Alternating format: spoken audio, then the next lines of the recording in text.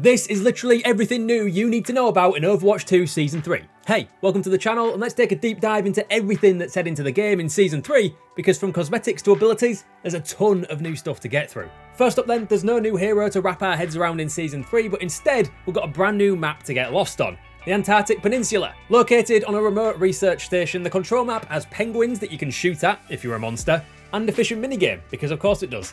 As always, there are 3 separate points players will have to capture through a full 3-round game. An icebreaker ship featuring tunnels and an engine room that houses the main point of the map.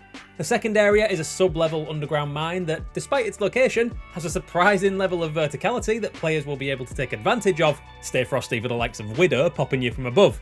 And finally, if you go to the tiebreaker game, the third map focuses on labs where fans will be able to see what May was working on back before Overwatch was recalled. Expect plenty of flanking and some creative uses of that platform that sits above the point. And if that's not creative enough for you, well, just do it yourself. The workshop is officially back in Overwatch 2. There's been a ton of safeguards added to hopefully shut down inappropriate content on the creative mode, and finally allow the more talented members of the Overwatch community to get their groove back and start bringing us classic creations like Roadhog Free-for-All 12 hooks 1 hole, or my personal favourite, actual tiny Overwatch. Obviously, as with every new season, we have a brand new battle pass to work through, and a whole new mythic skin to unlock. Season 3's offering is Amaterasu Kiriko, and yes, it's a little annoying they seem to be focusing on the new heroes after throwing us OG players a Ninja Star with Genji back in Season 1, but the skin looks incredible, so we can't complain too much. Especially when we have a one-punch man Doomfist and Cupid Hanzo waiting in the wings. Speaking of not complaining, credits have been added to the battle pass as well. Yes, you can now earn actual in-game currency just by playing the game normally. Overwatch coins will still be a thing, but once Season 3 kicks off, all players will be able to pick up a max of 1,500 credits as free rewards from the battle pass and another 500 as premium rewards. So, if you're a free-to-player, you'll be able to bag a legendary tier skin every single season just by playing the game normally. It's a win-win and probably the best change of the season. There's even a Valentine's Day themed dating simulator mode heading to the game, and no, that's not a joke. You'll be able to choose between the 2 dating paths, one for Mercy and one for Genji, all while being assisted by the true Cupid of Overwatch, Hanzo. There's even a play of the game highlight up for grabs for taking the mode on. It's all about spreading the love in Season 3. So all that nice new content out the way, let's get on to the balance changes, shall we? Because there are some potentially meta-defining tweaks being made once Season 3 goes live. For a start, the maximum ultimate charge retained when swapping heroes has finally been reduced from 30 to 25%, making switching just that little bit more detrimental, and ultimate costs have pretty much been tweaked across the board with buffs and nerfs depending on how the devs have perceived the ultimate economy. The tank roll is getting a massive nerf as well, but relax, their HP pool has been reduced across the board, but only in game modes without a roll queue. Ramatra has taken a pretty big nerf in Season 3, his time in the spotlight thoroughly over after Season 2, clearly. His ult cost has gone up by 12% as part of that across the board ultimate tweak, and the devs have decided that the potential for Annihilation to last forever is actually probably not that good of an idea. Go figure.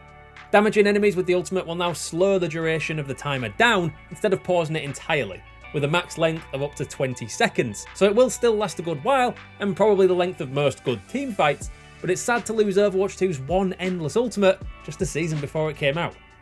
The Omnic is also taking a 150 HP hit in non-roll queue modes, down to 300. Reinhardt next. Charge has had its cooldown taken down a notch to 7 seconds, meaning we could see the tank flying around, pinning supports to the wall just a little more often. And Firestrike has had its damage buffed by 10 to a clean 100.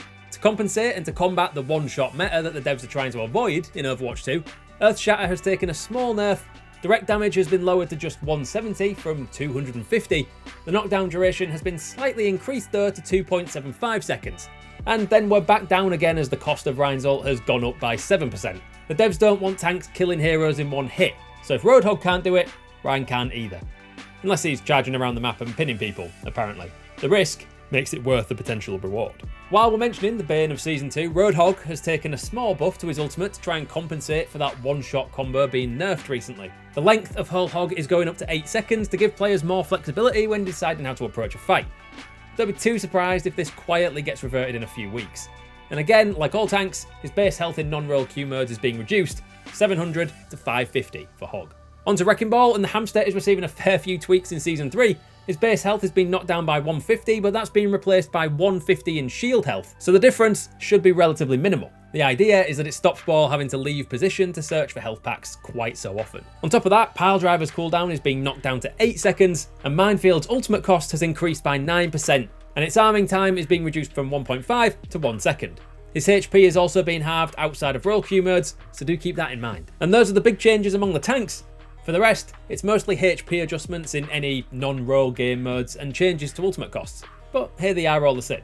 D.Va's mech base health in non-role queue modes is being reduced from 350 to 200, Doomfist's base health is being reduced from 450 to 300 in those non-role queues. Junker Queen's base health in role queue modes has actually been increased by 25 to 450, but in non-role queue modes it's being reduced from 425 to 300. Orissa's base health in non-role queue modes is being reduced from 275 to 125, and the damage fall off range from her primary fire is being reduced from 25 to 15 meters. Sigma's base health in non-role queue modes is being reduced from 350 to 200, and his Gravitic Flux ultimate cost has been increased by 7% as well. Winston's health is going down from 350 to 200 in those non-role queues, and his barrier projector health is being reduced across the board from 700 to 650. And finally for the tanks, Zarya will only have 100 HP in non-role queue modes, and Graviton Surge's ultimate cost has been ramped up by 8%. So that's the damage sponges. What about the damage dealers?